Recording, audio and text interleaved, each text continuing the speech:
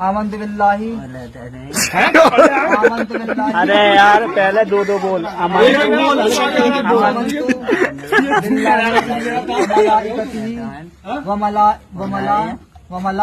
मलाइकतिहि व कुतुबिहि ओ भैया व रसूलिहि ये गुनाह में क्यों दाखिल हो रहे हो बाबू हो रहे व हो बिल्कुल। कुतुबिहि व कुतुबिहि व कुतुबिहि वाह, मेरी बात सुनो वाह वाह कुतुबिहि व कुतुबिहि ना चले वो गलती मत कर उसमें वल यौमिल हजरत तुम्हें गुनाह मिलेगा इससे पढ़े ना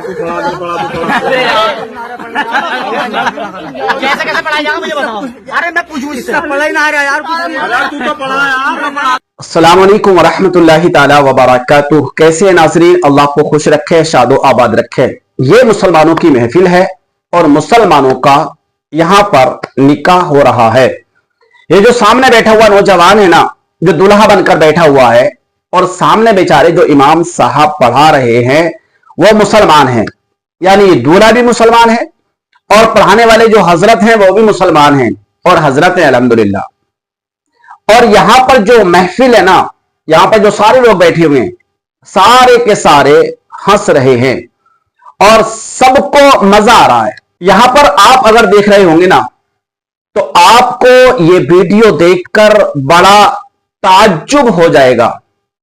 आप सोचेंगे कि ये हाल कौमे मुस्लिम का है, यानी उस नौजवान को वो कलिमात भी नहीं कह पा रहा है वो जो उसके ईमान के लिए जरूरी है। और मुसलमान अपने ईमान को अपडेट करता रहे, इसलिए हमारे उलमा जो होते हैं, हमारे अइम्मा इकराम जो होते हैं, वो बेचारे कलमा अव्वल, दोवम कलमा, सुवम कलमा वो कहलवा देते हैं। उसकी वजह क्या होती है कि वो गुनाहों वगैरह से तौबा करवा देते हैं, ईमान को अपडेट करा देते हैं, ताकि यहां पर एक मुबारक टाइम में, एक मुकद्दस वक्त में हो सकता है कि अल्लाह तबारक व तआला उसकी तौबा को कबूल कर ले और उसे अच्छा एक सही इंसान बनाए और मजहब इस्लाम पर उसे इस्तिकामत दे दे। इसलिए यहां पर हमारे उलमा क्या करते हैं कि जो नौजवान होता है, जो दूल्हा होता है, उसको कलमा वगैरह पढ़ाने की कोशिश करते हैं। और यही काम कर रहे हैं बेचारे ये इमाम साहब।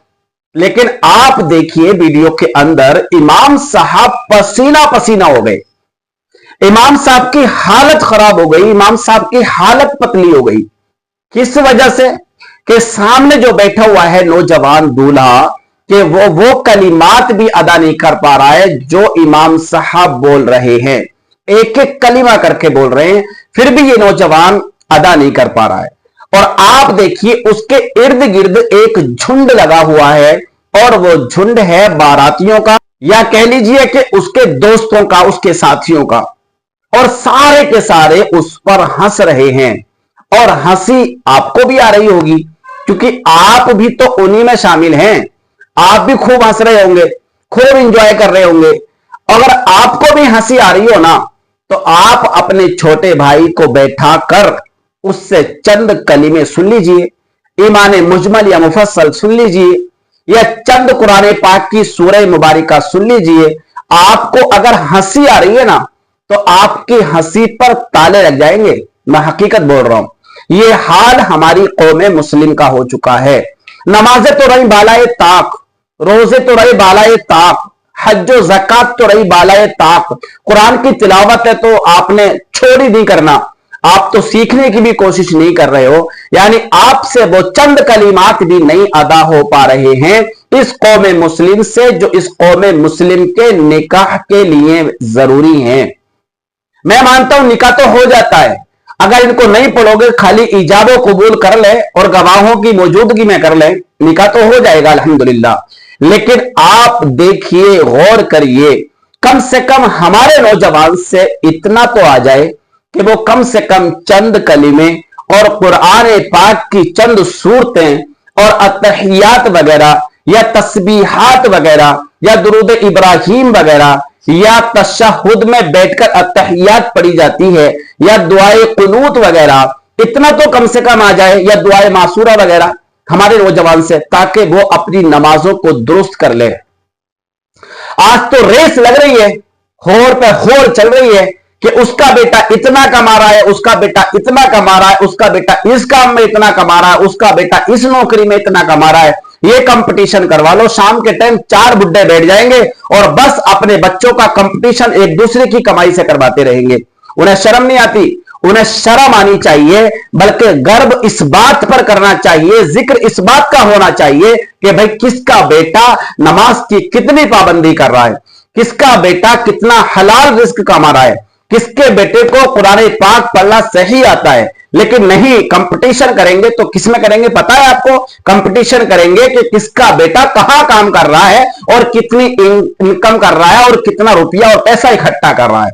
इस बात पर कंपटीशन चल रहा होगा। शाम को बैठने के बाद या तो चाय की रेडी पे बैठ जाएंगे, और गांव बस्ती में अगर चाय का ठेला नहीं मिलेगा आपको तो बस किसी के चबूतरे या चौराहे पे बैठ जाएंगे, और इसी पर चर्चा होगी कि उसने इतनी मंजिल मकान बना लिया, उसने इतनी मंजिल मकान बना लिया, उसने जमीन खरीद ली, उसने ट्रैक्टर खरीद लिया, उसने बाइक खरीद ली, उसने मोटरसाइकिल खरीद ली।